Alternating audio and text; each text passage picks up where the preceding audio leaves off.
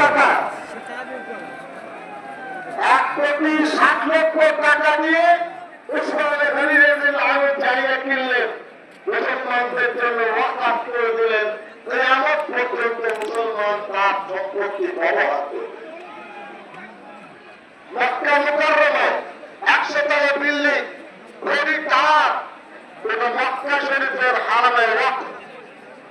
কেউ ব্যক্তিগত মালিকানায় পাবে না।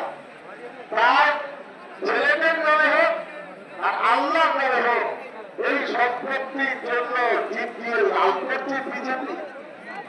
তাদের লজ্জা হয় না, তাদের স্মরণ হয় না। হ্যাঁ, আমাদের সম্পত্তি কেড়ে যাচ্ছ, হবে না। ঘুমো দেখেছে বিজেপি, ঘুমোর ভাগ দেখবে, ওই ভালো ভাগ দেখবে ইনশাল্লাহ। অনেক সম্পত্তি আছে মসজিদে, থাকতে পারে। আপনি কে?